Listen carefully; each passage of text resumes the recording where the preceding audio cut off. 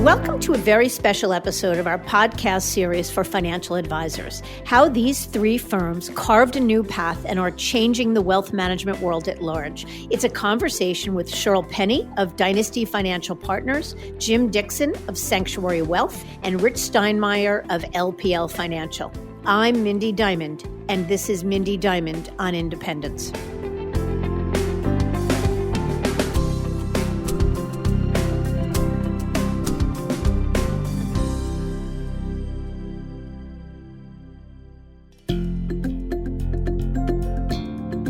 This podcast is available on our website, diamond-consultants.com, and on advisorhub.com, as well as Apple Podcasts and other major podcast platforms.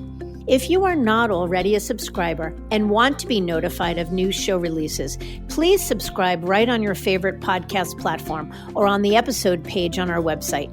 And if you find the content in this series to be useful and know others who could benefit from it, please feel free to share it widely.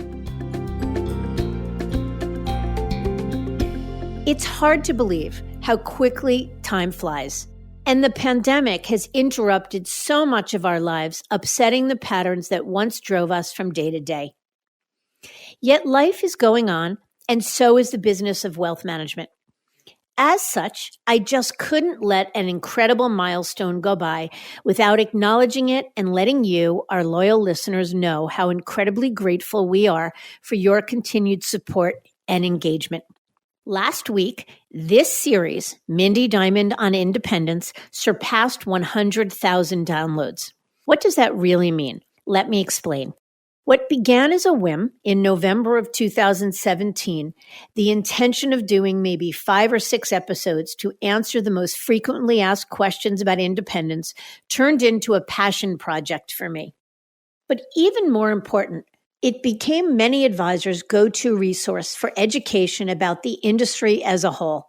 So much so that we found ourselves driven by our listeners' growing enthusiasm, completing more than 24 shows in the first year and garnering some 20,000 downloads.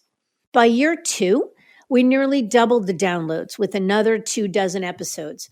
And here we are, months away from our 3-year anniversary and on pace to more than double the amount of content our audience is consuming, surpassing the 100,000 download milestone. I'm amazed every day and humbled beyond belief. And we're excited to continue this journey, creating great content with rock stars and trailblazers in the wealth management world. In fact, as we prepared for this episode, we looked back on the series to date, the topics and guests that seem to contribute the most to this milestone, and we recognized a thread.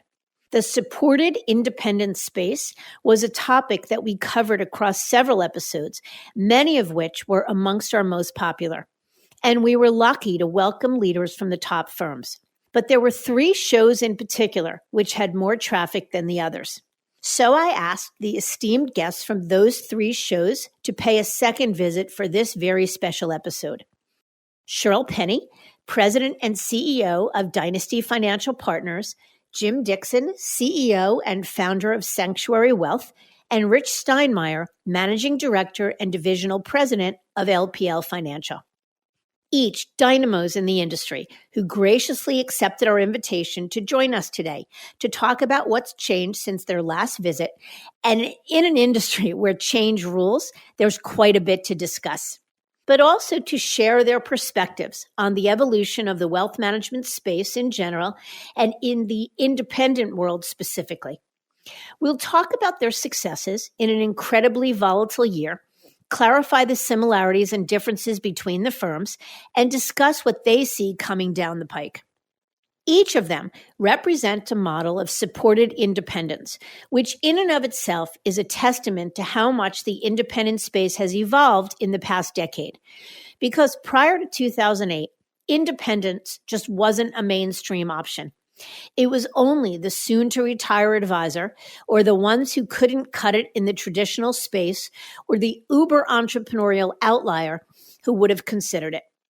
But the financial crisis inspired many advisors to realize that a big brand name wasn't only what made them successful.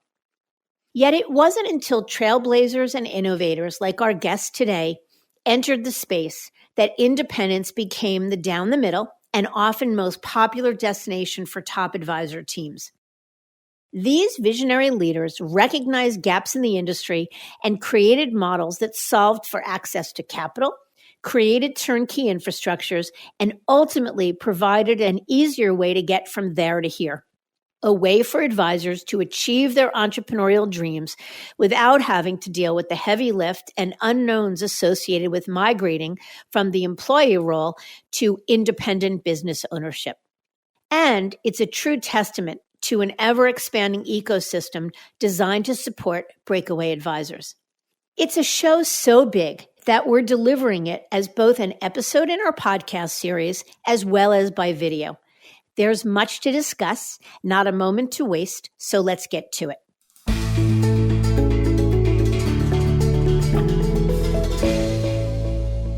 I am so excited about this episode and so incredibly thrilled to have these three wonderful men join me. So let's begin. I'd love it if you would each start by telling us a little bit about yourselves. So why don't we start with you, Rich, because you're the first one in my screen.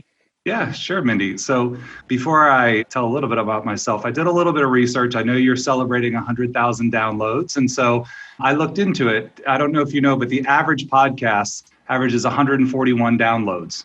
And so by my math, your number of podcasts are averaging north of 2,000 to 3,000 podcasts, which puts you in the top 10% of all podcasts. And to achieve the top 1% of all podcasts, we need to get to 50,000 downloads per episode. So I'm hopeful that we have some compelling content today and we can get you over in the top 1%. So congratulations to all of your successes. And maybe thank you. Secondarily, but not less important, I just feel really honored to be able to share some of this with yourself as well as with Jim and Shirl. They're two leaders that I've respected from afar for quite a long time, and they've done a lot with their firms and really driven a lot of change and dynamicism inside of the industry. And so I'm appreciative just to share this forum with them. So I thank them both as well. Quickly, I'm maybe the odd duck in the crew, maybe a bird of a different feather. I started as a car guy. So I spent my time at Ford and McKinsey, transitioned to Merrill Lynch, and then ended up at UBS. And one of the things and the common themes throughout my career was all about supporting entrepreneurs. So even when I worked at Ford, I was supporting dealers and had a deep appreciation for the entrepreneurs that were running those dealerships. And when I moved to Merrill, I came to that same reverence for the financial advisors that really hung their own shingle. And I think that is what has driven my career over time, is actually following firms that become more and more advisor-centric. And that's the firm that I emanate from. I'm from LPL Financial, which I find LPL for 30 years has really stood for independence. And has been a pioneer in the independent space. And so I've been the last 2 years at LPL. I am divisional president and managing director of business development, which means I help inform advisors in the industry about our offerings and help transition their practices and move them more often than not into independence, to running and owning their own businesses in the way that they best see fit. Thank you. Thank you. Shirl, you're up next. Okay, thank you, Mindy. And let me just echo what Rich said in congratulating you on the tremendous success of the podcast. I have to say, I'm not at all surprised. I remember talking to you before you launched it about the vision.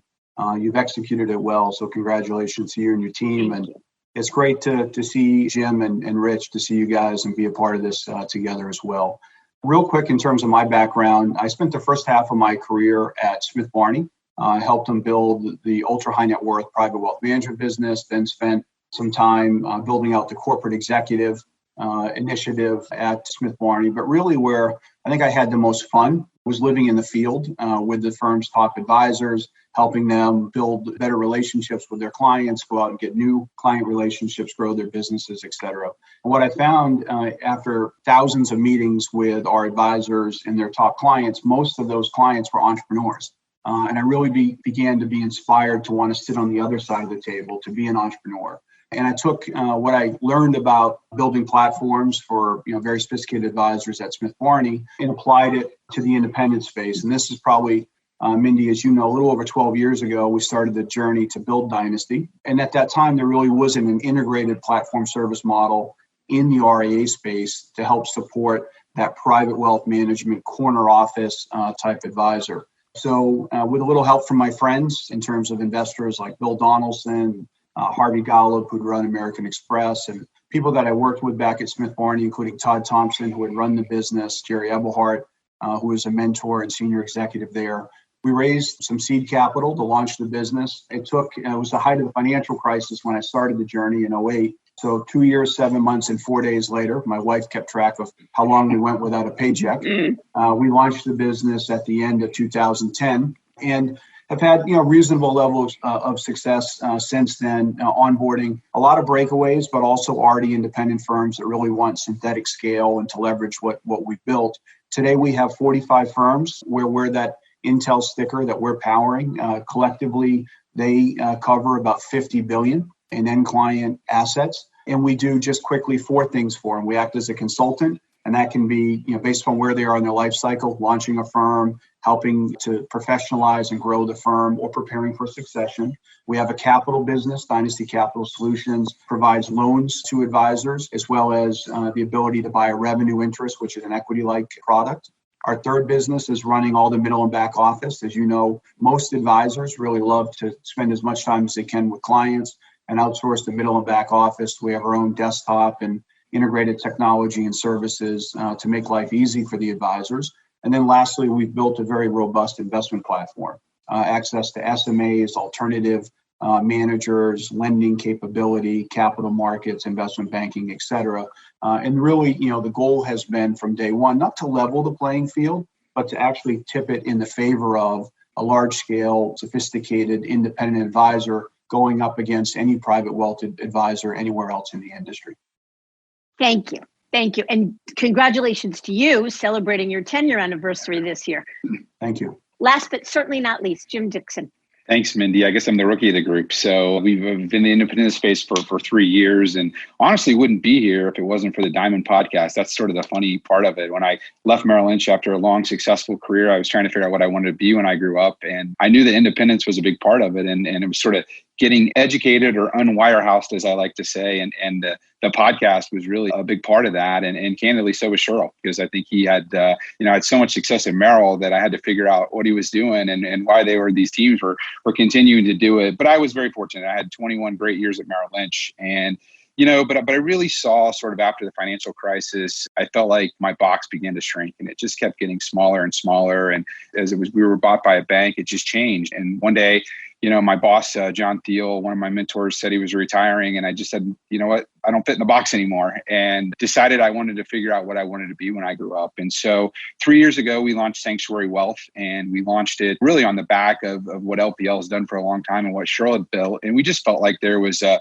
real opportunity to take advantage of what we felt was a frustrated financial advisor population who was really looking for a turnkey approach to really sort of become unrestrained and really come into the independent world and have the same solutions that they had at the wirehouse, if not more, but most importantly, have the freedom, the flexibility, and the control to control their future and control their destiny. And I think that we were fortunate enough to be in the right place at the right time and catch lightning in a bottle. And I think as we're all seeing, that's playing out. And so Sanctuary now is almost a $10 billion hybrid RIA. We've got approaching 40 partner firms, and we'll be in 20 states. So we've had a busy 3 years, and we're excited about where we are. And we think there's just a lot of growth in this independent space that we can all share together. Thank you for that. So let me ask you all something. As the independent space has gone from being sort of a one-off to really a mainstream phenomenon for top teams, the fastest growing part of the industry is this model of supported independence, which is a model that each of the three of you represent. So, and every day it seems like there's a new model of supported independence born. Yet your three models really stand out. Why do you think that is? What do you think it is about your model that makes it a unique model of supported independence and why it's better than the rest? I'm happy to jump in on that. Look, first of all, I think, as I said, the most successful independent advisors that we've worked with, we found they want to be independent, but not alone, right? They really want to be in a community of like-minded advisors. There's a lot of collaboration that happens there. We did a study a couple of years ago, Mindy, that looked at all of our clients that had been already independent before they decided to outsource to us compared to those that we had launched. And we've launched probably over the last 10 years more $1 billion plus breakaways maybe than anyone in the industry. And when we looked at what those firms, their operating margins, what they looked like compared to the ones that were already independent, we found the breakaways, Mindy, were 500 basis points more profitable and growing slightly faster than their already independent counterparts. And what we realized, in over the last 10 years is most advisors, the skill set that made them a great advisor may not be the same skill set that's going to make them a great CEO, right? And there's an evolution, this professionalization that has to happen. And once they figure out what is the secret sauce, what are the things that make us unique, and then start to outsource everything else, right, that perhaps is more commoditized, then they free up their time to allow them to go grow, whether it's organic or inorganically, adding other advisors. But it also makes them operationally more efficient and ultimately more profitable. And I think that is becoming more mainstream. More advisors are realizing it, and it's allowing them to plug into all the various models that are out there to allow them to do what they do best, which is to take care of clients and grow their business. And speaking about Dynasty specifically, who is Dynasty's target constituency?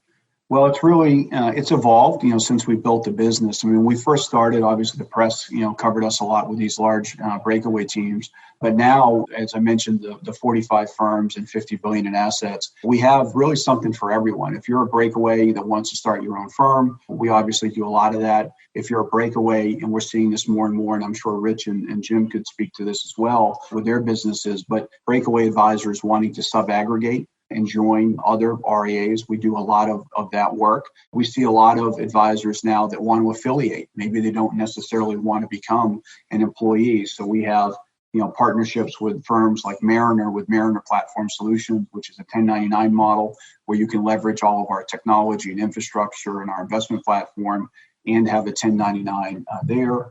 If you're a large-scale RIA that wants the benefit of synthetic scale and wants to outsource, you can plug in there as well. And then lastly, I would say we partnered with a public company called InvestNet that many people would know in the space to work with them to go into their already independent RIA channel to provide capital and other business value-added services. So Dynasty today versus where we were 10 years ago, we cast a pretty wide net. But most of the advisors, really value their independence. They really want to grow rapidly, organically or inorganically, and tend to have a real element of entrepreneurship that drives them. Thank you. Rich, how about LPL's model of supported independence? What do you think its secret sauce is, and who is the target constituency? So I think the secret sauce, Mindy, is that when an advisor or firm partners with LPL, what you're getting is a real integrated experience. I call it uncompromised independence. More often than not, you're coming from a firm where there was a high level of support, where there was robust resources available, but you found it very restrictive in the ways that they constrained you from doing the business the way you wanted to do it. You found that they constrained your ability to earn money. You may have found that they constrained your product set. But those advisors are looking for a firm that still has a very robust research team, that has very robust product sets, that has open architecture, that has the scale that allows them to make significant investments, that allows you to make investments supporting advisors on our platform of north of $150 million a year just in technology enhancements directly contributing to advisors' capabilities. And so in addition to that, I think what we saw was there's an opportunity for us. We transitioned twice as many advisors into independence as any other firm and have done that for the last 10 years. But what we saw was there is a number of advisors, primarily at wirehouses, where 40% of W-2 advisors say they would prefer to be in the independent channel. But when you see them move, you see less than 15% of them actually moving into independence, and that's from Cerulli. And the challenge is that those advisors who chose not to move independence, what they would put forward is, when I move to independence, I think there's too much time required to run my practice. It's intimidating for me to think about assembling the technology myself. Compliance is too onerous for me. I don't want to take that on my own. And I want to be an advisor. I want to run my practice, but the operational responsibilities may be too much for me to think about. And so they were intimidated because this black box felt like it was a step too far. And what we recognized is that there was a real opportunity there to say, one, we think we can surround you with move out of your office on a Friday. We'll take down the space for you. We'll build out the space for you. We'll build out the technology for you. We'll actually set up your payroll and your support system so that it is a seamless transition, just like you were moving from Merrill Lynch to Morgan Stanley, except your name's on the wall.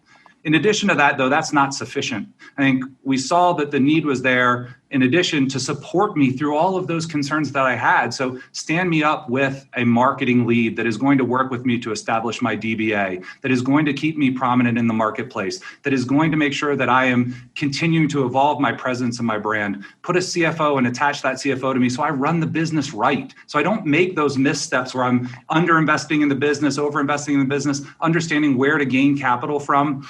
Additionally, set a CTO with me to run that technology. I don't want to stay abreast of fraud prevention technology. I don't want to stay abreast of what the local area network needs to, how it needs to be secure. In an environment like this, make sure that I can work remotely without a hiccup, right? I don't want to figure that out myself or go to Best Buy and ask what the offerings that they would recommend would be. And so when you put those together, plus providing admin services, and you put them together, all of a sudden we say, we'll help you move independence. We will white glove you all along the way. We will then provide ongoing support and stand around you in that supported independence model with employees of LPL, not outsourced firms, with employees of LPL whose name you know. And in addition to that, because we run that integrated experience with you, we're pulling through economics in a differentiated way. And so you're not coming out of pocket at all. And so when you transition, we're actually going to provide you capital to make that transition. So you do not pull a dollar out of your pocket to make that transition. So that's kind of how we saw the opportunity and then said, my gosh, we have these capabilities. We support all of these advisors. We're running these transitions daily. We can enhance that service offering and we can refine it and align it to support breakaways in a way that I think makes it seamless for them to transition. But in addition to that, make sure that there are guardrails and support so they run the best practices possible. Thank you. Jim. Building on what my colleague said, I think there's three parts of our secret sauce. I think the first part is we speak wirehouse. It wasn't too long ago that myself and the executive team was there. So when we're working with the team, we know exactly what they're talking about, and we know the language, and we know the products, and we know the services, and we know how to map those to independence. And I think that's a big deal because sometimes that's intimidating, right? When you don't know what it is. But when you can provide that map, you can clearly put that in place. I think that's important. But I think that's second to we solved what I call the least common denominator problem. We're incredibly picky about who comes in Sanctuary. It's a community, it's a network. We hire CFAs, we hire CFPs, we hire people with clean compliance records, and then we treat them as adults. And the biggest frustration we hear over and over and over again with wirehouse advisors is I can't serve my clients to my full potential. I can't do what I want to do because there's this least common denominator of some advisor in some small office who did something wrong once. And so by being really picky about who we let in the Sanctuary and how we treat them, they can do more. They can try things. They can use video. They can use conference calls. They can do things that they couldn't do about the wirehouses, and that excites them. And honestly, that leads to the third part of the secret sauce, which is raving fan. We have now approaching 40 teams and they have killed it. They've done incredibly, incredibly well. They've transitioned on average over 90%. And so we just tell our prospects, hey, talk to our other partner firms. And we're not on that call. We say, tell them how we did, the good, the bad, the ugly. And I think that's been those raving fans have really helped us to accelerate that and really realize that not only can you move to, from a wirehouse to independence, but you can do it very successfully. And you can really improve the client experience for your clients. And I think at the end of the day, that's what advisors are looking for. For sure. So let me ask you all a question. You each represent sort of a different version of supported independence. Shirl, Dynasty is a model where each advisor has their own ADV. They are their own RIA. Jim, yours is a model that's more of a hybrid RIA that owns a broker-dealer, but the advisor's on a corporate ADV. Rich, yours, LPL, is an independent broker-dealer. So talk to me, if you would. I think a lot of people, especially the top advisors of the industry, are all looking, they hear your names, the names of each of your firms have become household names. But what they lack is sort of the transparency or the real understanding. Words like shared ADV doesn't necessarily mean anything to them, or what is the difference between independent broker-dealer or an RIA with your own ADV. So can you each take just a minute and share with us what the difference is from your perspective? Why don't we start with you, Jim, because you've been the last 3 times. Yeah, perfect. I think for us, it's a shared ADV and owning our own broker-dealer was about controlling the experience, right? And one of the things that, kind of going back to that least common denominator that frustrated me as I studied the independent market was, why wouldn't you want an advisor to have the best toolbox? And if you have a great advisor, he or she should be able to use a broker dealer. They should be able to use an RIA. They should have everything in their toolbox so they can serve the client. And if we hire the right advisors, they can do that. So when we built Sanctuary and we launched it, we were very specific about that. We wanted to have our own broker dealer so that there wasn't a clumsy experience and there wasn't a handoff. We owned it. If something was wrong, our team, the Sanctuary team, fixed it. And then as a shared ADV, we just found as we listened and we talked to advisors and we built it out, is they really wanted to work on their clients. They didn't want to work on their business. They wanted to spend time, on marketing. They wanted to spend time on client service. They didn't want to spend time trying to figure out, what the CRS disclosure was for the Reg BI filing that was just announced and try to keep up with that. And so we just felt that the right move for us and the broader wirehouse audience and the ability to grow was to have a shared ADV model. And that fits for some people. And there's others that like their own ADV model. And I think what's so unique about the independent space is there's room for both. And I think that's what's unique. But for us, we want that advisor that really wants to lean on us for that back and middle office and really focus their time, because at the end of the day, we think they're going to grow faster. And that's why we've chose to go in that direction. And Sanctuary, I know, just launched a new initiative where you're beginning to do what Shirl talked about, beginning to sub-aggregate, if you will. Yeah. How is that going and what's the why for that? Yeah, so we've always wanted to be a 3-act play. We felt the first act of the play was going to build this nationwide network of breakaways. And once we had that build, and we're still building, obviously, but we had that, we felt that the smartest way we could be in the sub-acquisition space was to feed our partners. And that's candidly what the partnership program is all about, is to say to our partners, listen, nobody knows the boardrooms and the wirehouses better than you do. Who is it in your market that may be transitioning? Because we all know we're in this demographic phase right now where Shirl says 1 out of every 5 advisors is going to retire over the next 5 years. And so we wanted to participate in that, and we had the capital to participate in that. And so it's simple for us. We don't buy any of our existing partner firms' equity, but together we go out and make investments together to aggregate and to do those sub-acquisitions. And so what's really interesting is I thought this would be a big deal, but I had no idea how it would actually feed Act 1 of the play. Because what we're finding now is bigger teams are coming to us and said, listen, we've heard about your partnership program. And so when we get there, we're going to introduce you to these 3 teams, and this is the acquisitions we think we could make. And so shame on me for not being wiser and sort of anticipating that, but it's been a huge deal to us. And I think it's really caused our pipeline to swell and grow faster than it ever has. Because I do think those relationships in those local communities are a big deal, and there's trust built. And so plugging into those just made sense for us. Yeah.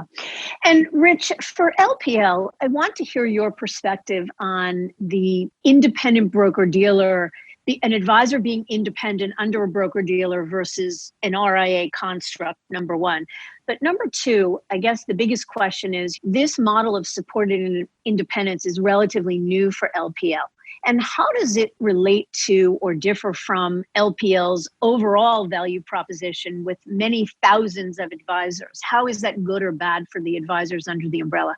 Yeah, great question. Thank you. So I think the interesting thing, Mindy, is you had referenced us as an independent broker-dealer. And I think that is, when you think about the 30-year legacy, I think that is how there was a perception and there was a truth to that, was LPL was an independent broker-dealer. But I told you that we were also the 4th largest custodian in the country, right? If I told you that we run one of the largest corporate RIAs in the country, probably in the top 5 in the country, we've evolved well beyond an independent broker-dealer. It's a moniker that sticks, and we still embrace it because we support the broker-dealer business. We support advisors on those platforms.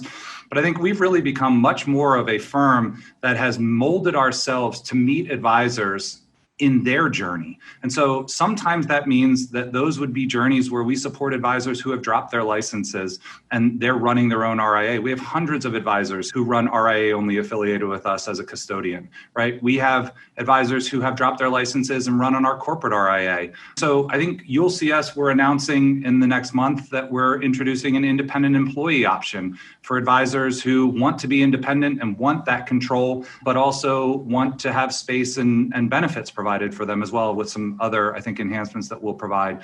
And so I think you've seen a firm that's actually evolved to really a partnership model across. And I think at the heart of this firm is listening to advisors and understanding what they want to be and how they want to run their practices, and us being malleable, flexible, and fungible so that we can fill and support those advisors. But beyond that, then that means that the scale you referenced, we serve 17,000 clients. We have 17,000 advisors that are affiliated with us and partner with us. And so we believe that scale gives us the ability to invest at levels that not only do we have aspirations to serve those advisors, but when we see their needs, we actually can make investments. And I think you've hit the nail on the head here. We've introduced Strategic Wealth Services, which is our supported independence model, over the last 2 quarters. And the reason we did that was that we recognized that we had built these capabilities. We had built the capability to support through a virtual marketing officer and a CFO and a CTO. And we already had the breadth of capabilities that were available across product sets and offerings in support of partnerships with Goldman Sachs for banking and investment services as well. And so when we came together, the piece parts were there.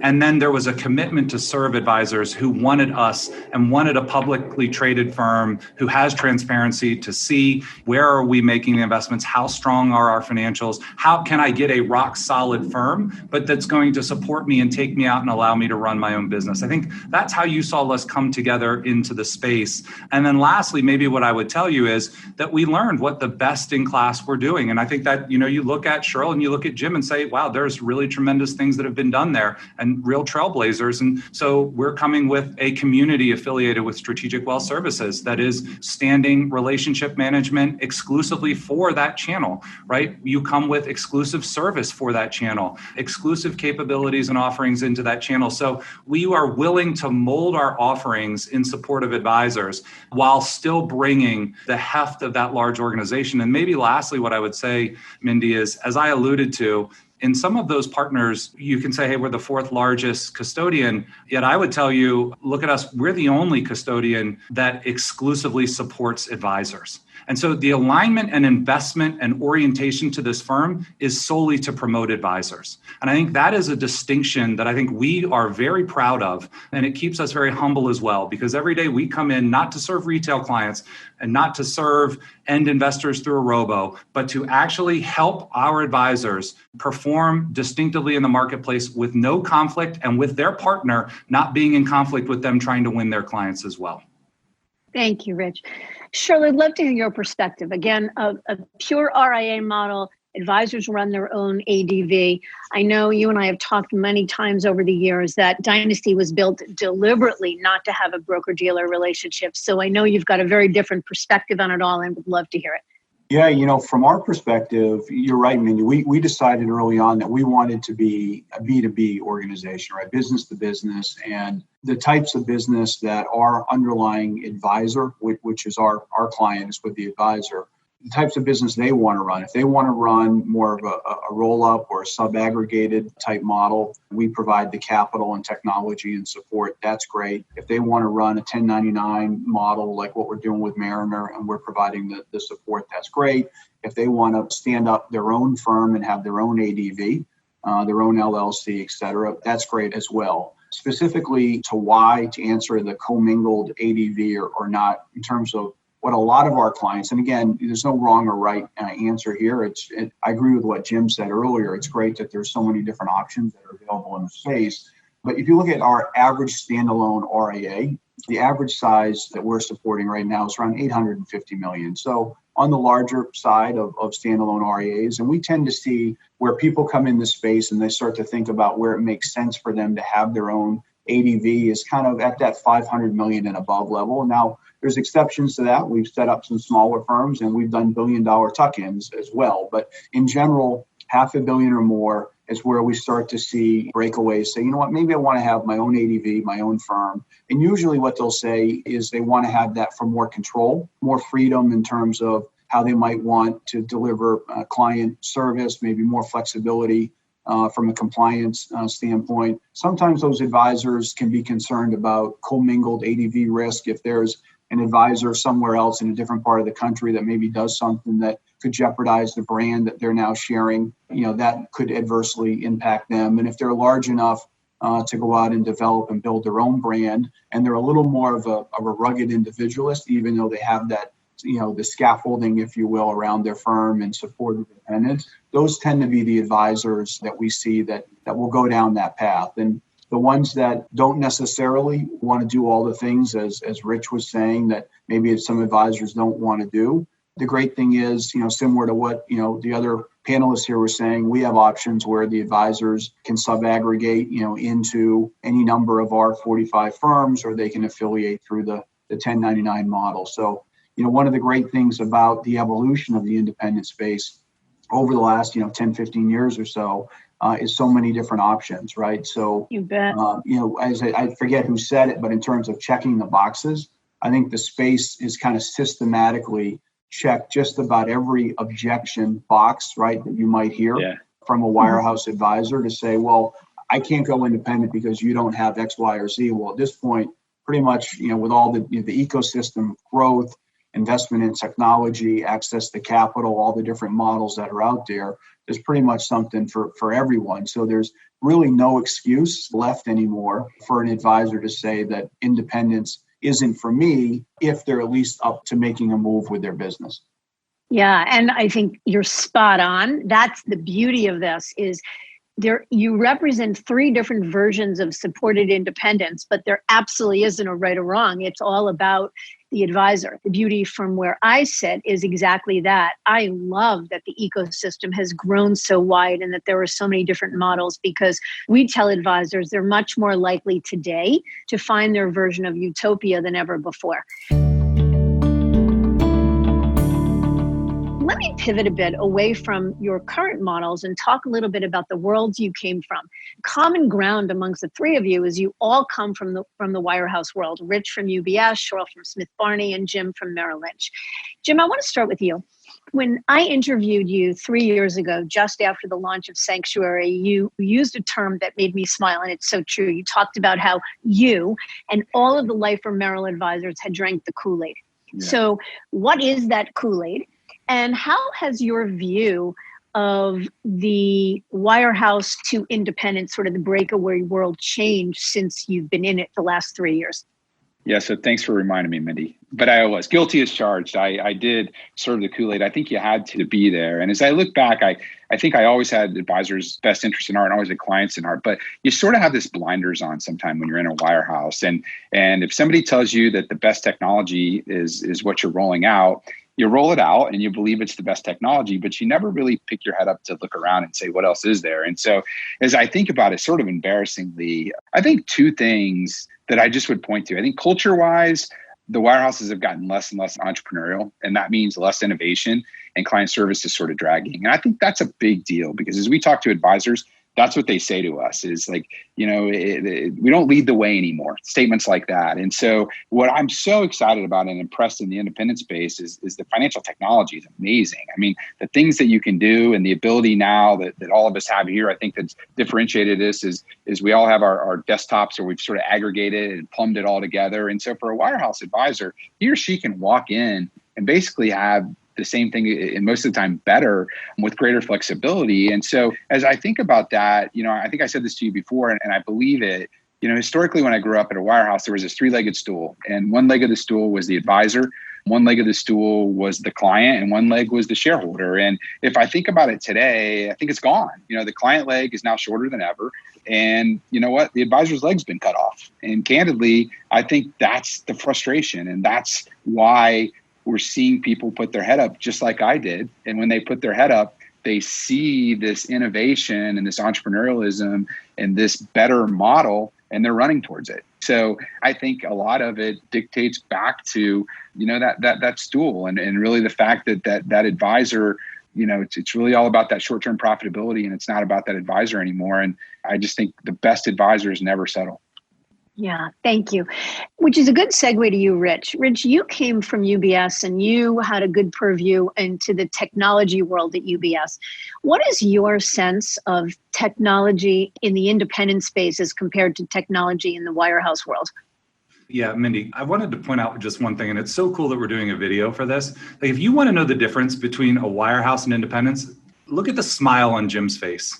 Yeah. About being happy.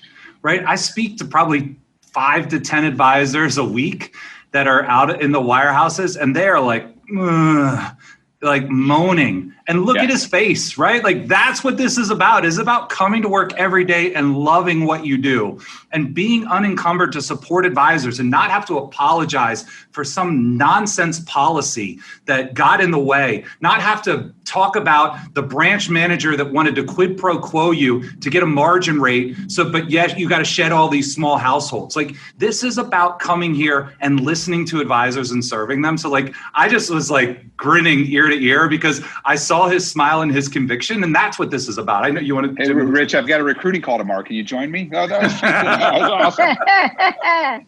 But Mindy, so let me go back and let me be a dutiful soldier and answer your question, which is, it's an interesting approach, right? When you think about, when I was in technology in the wires, you kind of have a monolithic stack. And it is, hey, this is the integrated, deeply integrated, and maybe suboptimal technology, but there's one flavor, right? As long as you like vanilla, and by the way, most of the time it's a good vanilla. It's not a convenience store vanilla, right? It's a Breyers with some specs in there, and so it's a French vanilla, but it's a vanilla. And so there's deep integration, but there's one solution there. And if so, I was at Mother Merrill too, and where there were challenges in the technology, in the discrete capabilities, in the CRM, in the risk evaluation, in the trading integration, you don't have anything to do with that. On the other end of the spectrum is where I think it was alluded to earlier, in the RIA space, it's uncompromised in terms of those capabilities that you can have. But I'm going to take you back kind of to my car world. So maybe the wirehouses are, when I was at Ford, maybe it's one make and one model. Hope to God people like Tauruses because they're pretty solid and they get along and they'll last for a while, but the Taurus is what you get. And maybe on the other end, I would say in the RIA space, the challenge for folks going on their own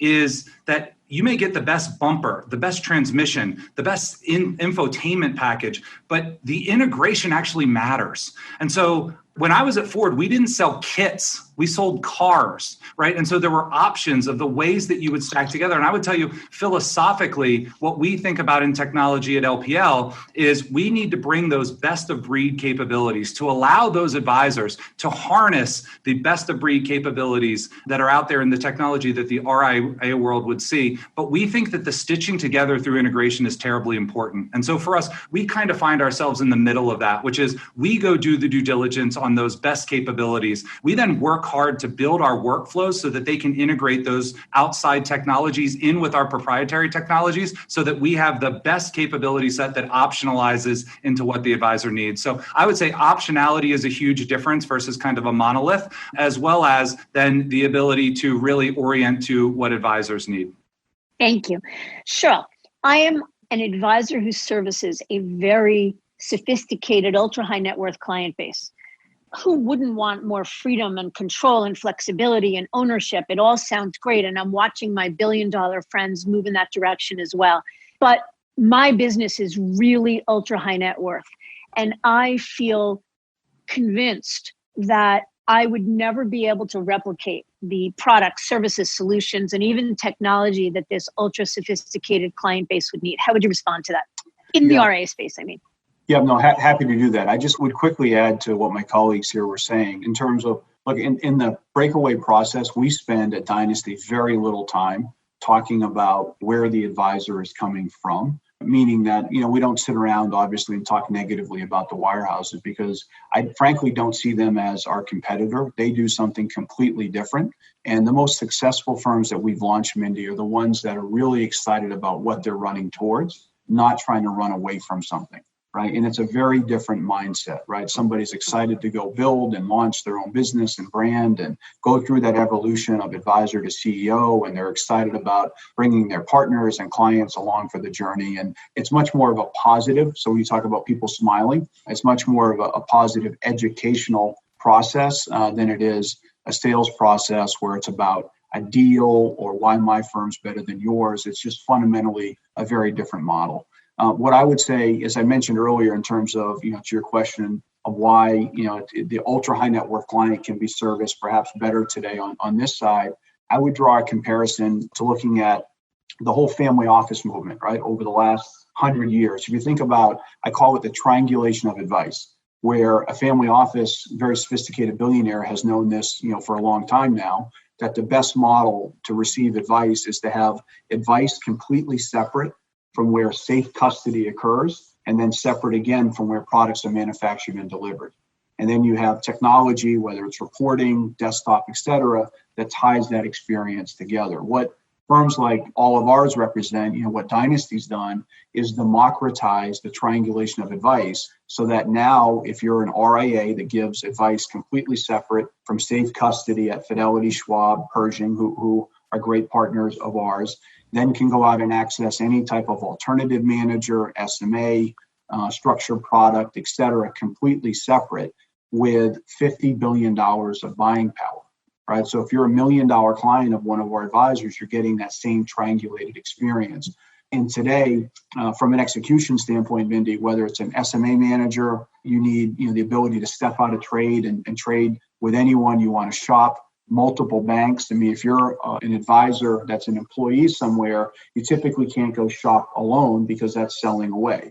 If you're an independent RIA, you can shop multiple banks. You want to go out and shop as an advocate for your client, 3 or 4 different investment banks because they're a business owner that's looking to maybe sell their business. You can go out and access a whole ecosystem of investment banks that want to service RIAs. You have more choice and you have great technology now that wraps that experience together. So that if you're an ultra high net worth client, you have that advisor who can be your family office type advisor with this whole ecosystem and infrastructure to support them. And I sit with a lot of our advisors in transition with their top clients. It usually takes 45 seconds, literally, where the client goes, I totally get it. And then they look across the table and say, why wouldn't everyone want that model? That makes total sense to me. I think, at the high end, to your question, the triangulated advisory model, the whole independent multifamily office movement will continue to outpace pretty much every other model in the wealth management space going forward. Thank you. I have a question for all of you. As you all know, both because you came from the world and because you're in traffic with breakaway advisors every day, the big firms are all working hard to tie advisors up as best they can.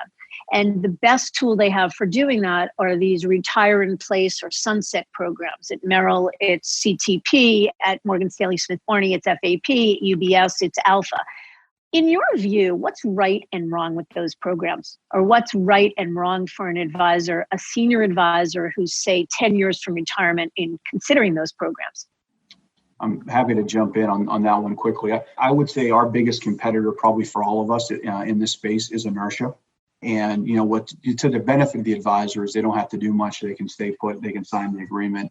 The negative is it's not very tax efficient. They're W-2 employees, so they're paying income tax on the earnout. And they probably, in good conscience, think that the firm is great today to take care of their clients and their succession plan with their junior partners. They feel good about it. But what they can't control is what that firm looks like 3, 5, 10 years down the road when maybe it's not the best place, for their junior associates or their clients. And once they have monetized or sold their book, it essentially locks in the junior partners who are going to service it, locks in the clients as well. And that's why, Mindy, one of the things that we're seeing happening on an accelerated basis, and I bet Rich and Jim see this too, are multi-generational teams seeking to go independent to execute succession planning, because now the senior principal has more flexibility. They can stay on as a vice chairman. They're not forced to leave. They can sell over time. It's long-term capital gains tax if they structure it the right way. And then it allows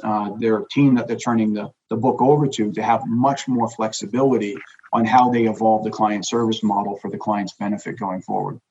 Yeah, I agree with that, Shirl. And I would just add, I think I was with you, Mindy, Vince Fertitta. We were together at the Schwab conference, and my old firm announced an enhanced program. And my partner, Vince, said, wait a minute, if you sit there and you think about it, that junior partner is going to pay for this transition over 5 or 7 years, and they're going to get zero equity for it. Who in the world would do that deal? And so what we see today is really strong push from the junior partners, those that have a long runway, saying, you can't do this to me. You can't leave me here because you're going to force me to sign a document that says I'm stuck forever. And if we go to salary or we go to some of those things that creep into people's minds, sometimes I'm stuck. And so what we've seen is exactly what Shirl said.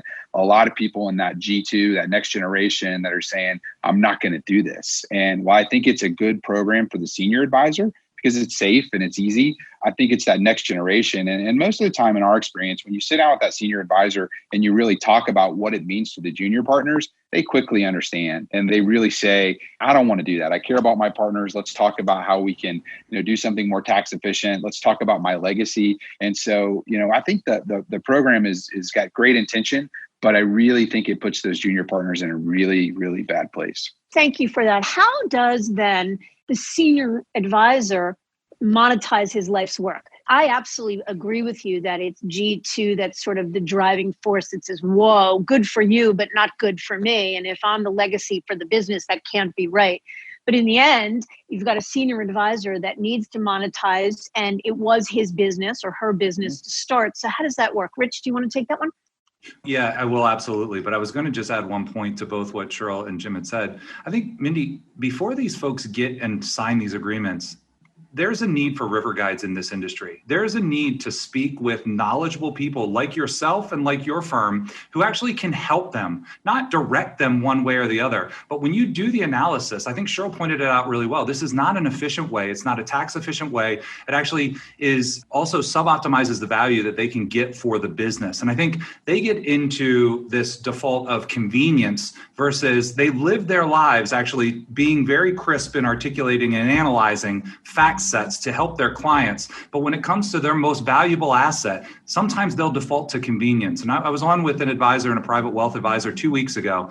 He's 58 years old. And he said, I can't believe that I'm going to have to retire from this firm because I'm tied into 2 other books, because I was the junior partner on them, that are going to put me at an age where I think I'm going to be too old to make the transition myself. So I'm going to ultimately end up pursuing this program myself, which I know is wrong.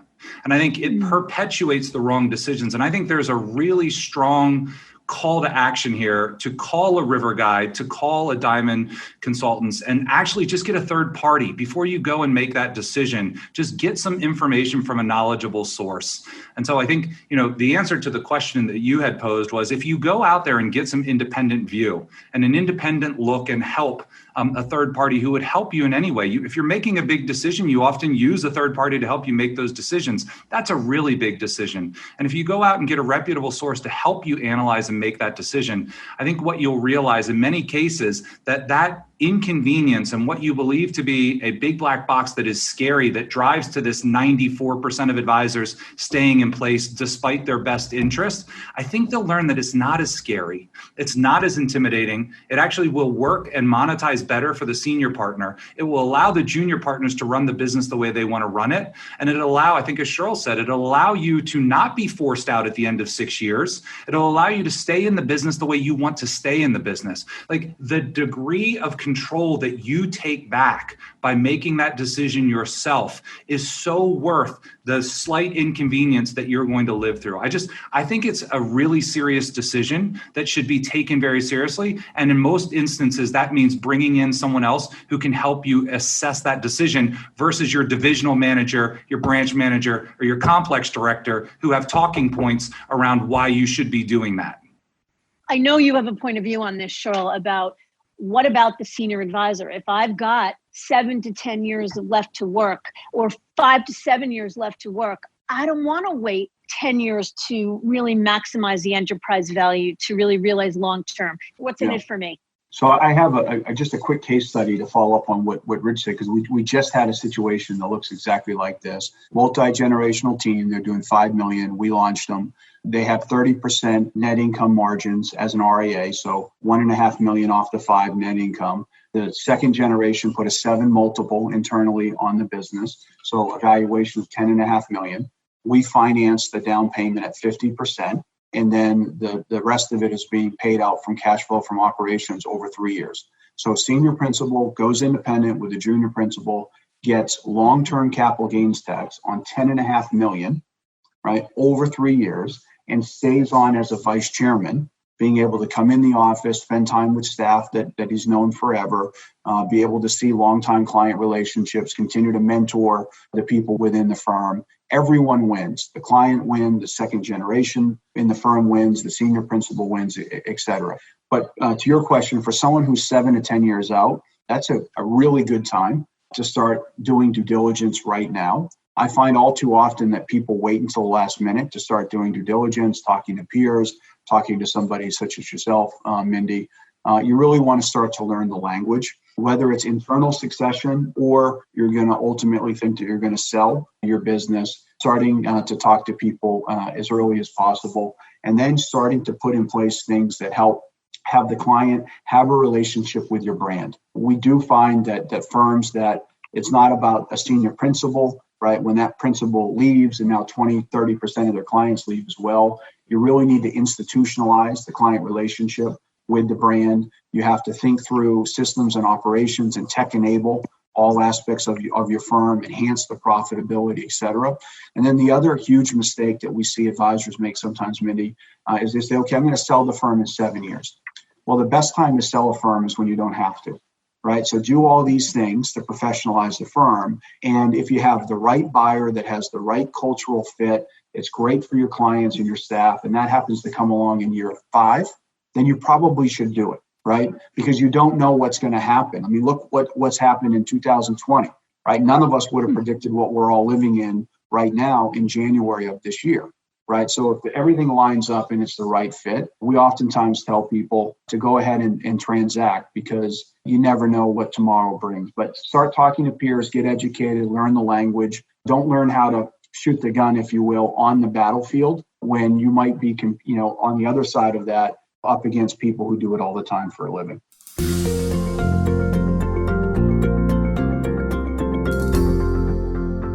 Jim, let me ask you a question. There has been a mind-boggling amount of transitioning, advisors moving firms in the midst of an unprecedented global and financial crisis. Mm-hmm. On the one hand, it's mind-boggling because you think, oh my God, the world is falling apart and advisors are moving. And on the other hand, it makes sense. I'd love to hear from your perspective. Why do you think that makes sense? It surprised me. I think back to, the financial crisis. I think back to 9/11, and we saw it there. So maybe I shouldn't have been surprised, but I think it's because advisors, they had time, and they had time at their homes to sit back and that first 2 weeks to a month, they took care of all their clients. That's what great advisors do. And then after that was over, they had this time on their hand to think about their practice and to think about, what I like to call the tax they were paying and all the things that they were paying for that they weren't using and weren't didn't need. And what we saw was about that 4th week, it just took off, and advisors started to want to talk to us about, really the model and independence in general. And then they started to then go back and sort of go through that circle of life where they're like, well, why am I doing that if this is available? And so I think that just picked up steam, and then they talked to some of their friends and they go, yeah, we're doing the same thing. And it was just sort of this snowball rolling downhill that I think we're going to all benefit from for a really long time. But I just think it's time that they slowed down and really had a deep thought on, why am I doing what I'm doing? And when they did that, they saw a better model, and I think they saw the freedom and flexibility to take control. Yeah. Rich, what would you say to that? I know before as we were all signing on here, you were mentioning that LPL's been doing a good amount of transitioning advisors in the last couple of months. So kudos to you. What do you think is driving that? Well, it's interesting, Mindy, because I just got data last week from Discovery. So actually in March, April, and May, advisor transitions were down 40% year over year. So it's interesting. You still see big teams making the move, and you still see significant advisors with conviction moving, but overall movement is down pretty significantly during COVID.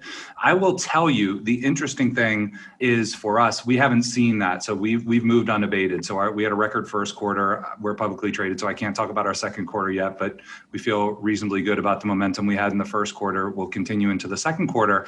What we see is that it's not as intimidating. So the interesting things is because we do enough transitions, we get to see data pretty quickly. We see advisors actually getting to 96% of their assets coming over in 3 months now. So the actual ramping of their assets is being truncated. We used to see that at 6 months. We see it at 3 months. And one of the reasons is that clients are available.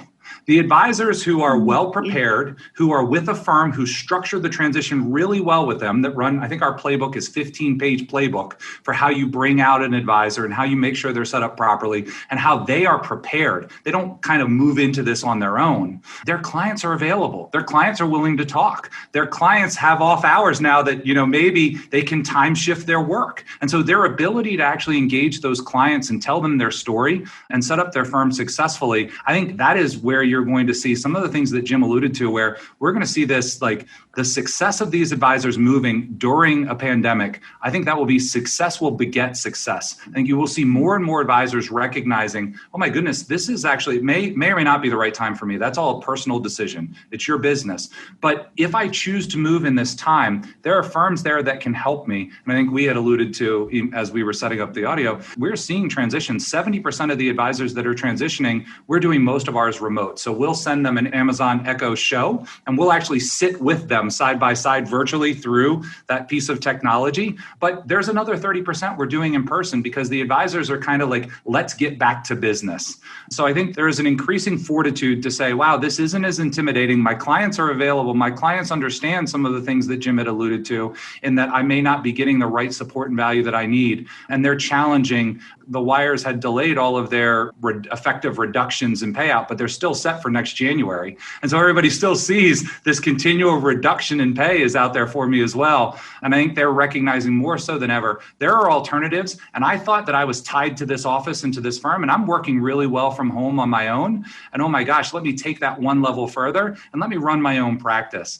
And so those are the things that are starting to kind of come together, that those that are knowledgeable, and hopefully folks that are listening to podcasts like this will start to recognize and maybe have a little more fortitude about the fact that it is scary, but it's not nearly as scary as I thought it was. Yeah.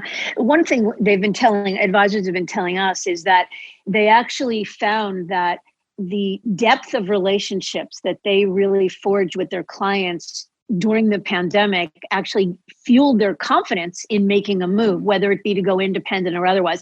And actually those moving independent said that for the last X number of months I've been working from home, I realized how not dependent upon a branch manager or my office infrastructure I am. So I'm already sort of functioning as an independent. I may as well just rip off the Band-Aid and go the rest of the way. One other thing, just real quick. Sure. The other thing is this is really different from 0809. Right? 0809 advisors were fighting against the firms that they were attached to. Their brands were anchors. And so they had to explain away and apologize for what was going on with their firms structurally. And this is an environment in the pandemic where I think advisors are stepping forward. I think they're helping families. I think they're more engaged with the families to help them understand how to succeed and how to achieve their goals and life dreams. And I think we're viewed more as part of the solution. And I think during the Great Recession, I think we were viewed as part of the problem, and we had to overcome that. And so I think those bonds to the clients, as you just mentioned, are strengthening now. And I don't think there's as much animosity there to the industry as well, which I think creates more degrees of freedom for advisors. Sorry for stepping over you. No, not at all. Not at all. Shirl, question for you. We talk a lot about building a business with the end in mind. And if we think that we're talking to prospective breakaways who are now considering going independent, what does that mean to you? Just to add one quick thing to what Rich was saying, I think anytime that there's a shock to the system, it just accelerates trends that had already started. And trends towards tech enabling transitions. Now we're forced to do it. I mean, Dynasty is in the midst of 7 transitions right now of all different forms: M&A, sub-aggregation, tuck-in, billion-dollar stand-up breakaway, and the technology that we're being deployed now. I agree with my colleagues here. It's going to make us all much better and more efficient and faster on transitions a year from now. So in a lot of ways, I'm excited about what's going on right now. And I also agree with you, Mindy. This is the advisor Super Bowl right now in terms of being relevant and present with their client, and they'll put relationships in place that will be solid for many years to come for the work that they're doing now. We talked to a lot of advisors about making the move to independence. Probably the biggest issue for them for breakaways to put their head around is the CEO/CFO mentality, right? Which to understand, because they were in a branch environment, maybe they have a manager that's handling a lot of that for them now. So we spend a lot of time building sample P&Ls for them to help them understand what are their fixed costs, which, quite simply, usually is just their real estate and their staff. And then their variable cost would be, 67 different vendor balls if they try to build their own RIA, or if they plug into Dynasty, it's just us. And then we show them what their gross income is, what's their advisor payout, which leads to net income, et cetera. So that's usually one of the biggest lifts. And then the second is helping them think through where do they want what's their brand aspiration? What's the brand architecture look like in terms of where they are now as an employee advisor? Well, how do they want to build a brand? What's that growth going to look like? Is it organic and then inorganic by adding other advisors? Is it both of those things? How do they see it evolving? And we help them build economic models as well as business plans, right, to look at that growth and how it's going to occur and what's going to happen to profitability, and then tie it back to enterprise value. At the end of the day, how's it going to grow, the enterprise value, the equity valuation, help them think through how they might share that with their employees, and then spend a lot of time with them. Really, when we talk about mapping the book, mapping loans and mapping technology needs or CRM needs of the team, really what we're talking about is mapping client experience, making sure that the way they envision servicing their clients going forward, that they're going to be able to do that. We hate surprises. I'm sure all of us as leaders hate surprises, and we certainly don't want to surprise our clients. So you say begin with the end in mind. It's the art of war, right? The battle's won before the first shot's ever taken. So, whether it's 15 pages like Rich was talking or our 175-step transition process, there's a lot of preparation. And I'm sure that all my other colleagues here would agree. We take it very, very serious because this is somebody's life's work that they're entrusting us to help them transition to a new model. And usually for most of these people, it's a new model for the first time that they're experiencing it. So we spend a lot of time in that preparation to make sure they launch strong with their brand, with their office, to make sure they're in the best position possible to quickly get their clients and teams safely moved over. And so I'm going to ask each of you, Shirl, what is your advice if you were talking to a breakaway? What's your number one bit of advice for a prospective breakaway? Start doing due diligence now. I'll tell you, I'm sure, again, colleagues would agree on this. We hear almost from every breakaway that we support, once they're up and running, they say, I should have done it sooner. Talking about the smiling, they say we're having fun again within the industry. So I would say talk to your peers. I'm still amazed if I'm out speaking at a conference back when we could travel and go do that. People come up to me in the evening at the bar and they say, hey, look, I wish I had met you earlier, and maybe they've sold to a roll-up, whatever it might be. And I say, who else did you talk to? And they say, I just that firm. And it surprises me that it's a little bit of the cowboy shoes, right? If you're an advisor and you had a client that was going to go sell a business, you would say, talk to multiple investment bankers, run a process, get educated. Well, then why don't we do it ourselves when we're looking to move and transition our most important asset to ourselves? So I would say talk to a consultant and an industry leader like yourself, Mindy, go talk to multiple firms in the space, meet with the custodians, but most importantly, talk to your peers that have done it so that you can really hear peer to peer about all the good, the bad, the ugly, and really make an informed, educated decision. Thank you. Jim, how about you? I would say don't settle. It's pretty awesome to me to see our partner firms, once they get the freedom and they build their brand and they can actually market and grow, how much fun they're having and how much joy they're having. And similar to what Shirl said, they look back and say, I don't know why I didn't do this sooner. So I think, you look in the mirror and you have to ask yourself, am I happy? Am I enjoying what I'm doing? Am I the best I can be? And if the answer to any of those is no, then I think you have the responsibility to reach out to someone like yourself and your team and say, okay, what's out there and why not? And, what we found is that the great entrepreneurs respond to that, and wow, are they growing, and they're growing fast. And so I think you've got to ask yourself that question. And if the answer is, I'm not sure, then do a little due diligence, as Shirl suggested. Yeah. Thank you. Rich.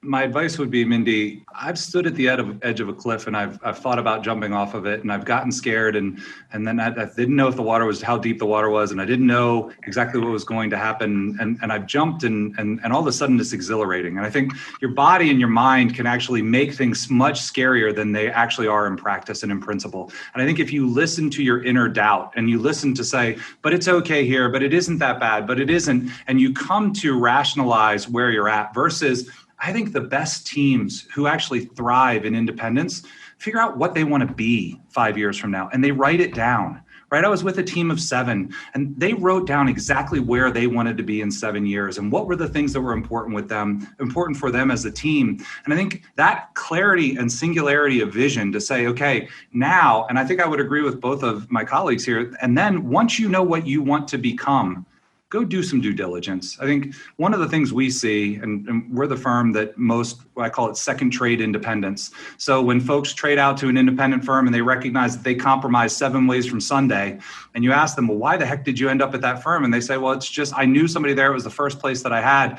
And we say, that's why we talk about uncompromised independence. That's why we talk about the support models. And I think it doesn't take a lot of work to actually sit down and be thoughtful about what you want your business to become and what's important to you and how you want to serve your clients. And if you do that, you can go through an evaluative process that isn't really onerous and will allow you to make the best decision. I think it's important to get information to gain intelligence and insight. And I will reiterate, I think a river guide is really important. It's a big decision. You're headed down this river. You don't know where the sandbars are. You may not know where the rocks are that are right underneath the surface. And I think having a river guide through this process is terribly important. All right, lightning round. Question for each of you. What are you most excited about going forward, whether it be about the industry as a whole or your firm specifically?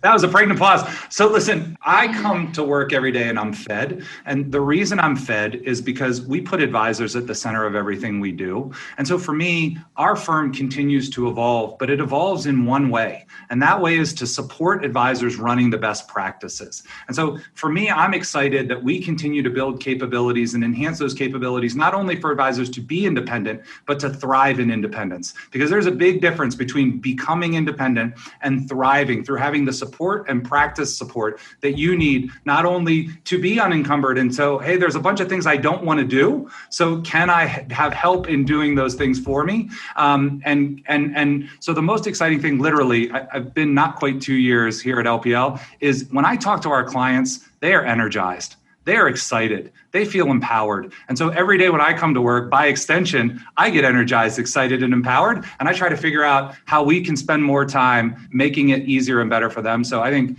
every day in this independent world, it really is the de facto. We think it's the dominant solution. We think that moving into independence is dominant because the value is actually delivered to the folks who take the risk and deliver the content and the value to their end clients.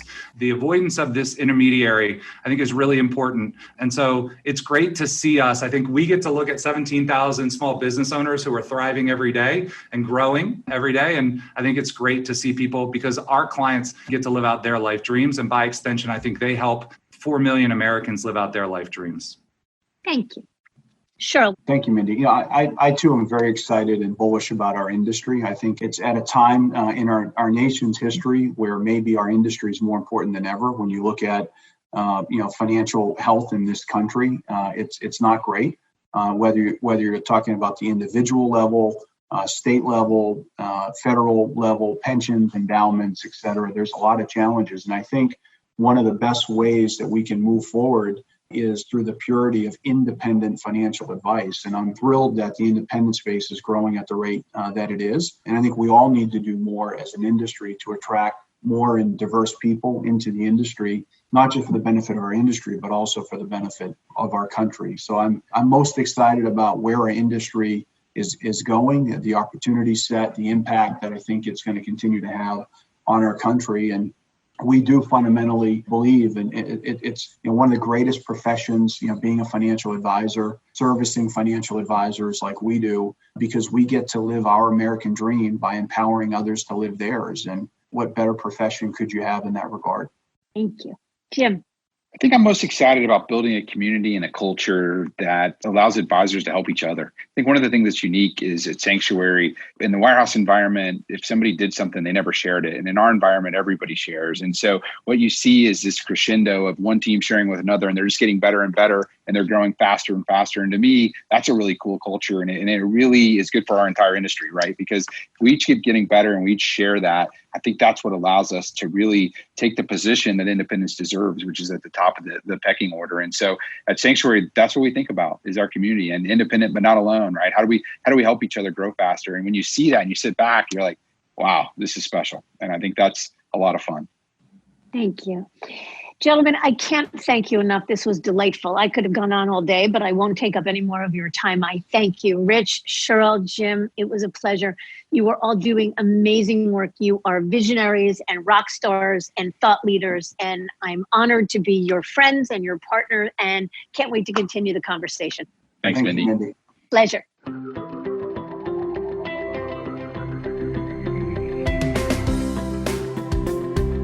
No doubt, this conversation really demonstrated how the independent landscape has evolved. Each of my three guests shared powerful advice, as well as a clear picture on how advisors' needs have changed, and the growth of the models reflect that. I thank you for joining us for this special episode, and I encourage you to visit our website, diamond-consultants.com, and click on the Tools and Resources link for valuable content. You'll also find a link to subscribe for regular updates to the series. And if you're not a recipient of our weekly email, Perspectives for Advisors, click on the blog link to browse recent articles. These written pieces are an ideal way to stay informed about what's going on in the wealth management space without expending the energy that full-on exploration would require. Feel free to email or call me if you have specific questions. I can be reached at 908-879-1002 or by cell, especially these days, at 973-476-8578 or by email mdiamond@diamond-consultants.com. Please note that all requests are handled with complete discretion and confidentiality. And again, if you enjoyed this episode, feel free to share it with a colleague who might benefit from its content. And a special thanks to AdvisorHub.com for sharing this podcast with their viewers and subscribers. This is Mindy Diamond on Independence.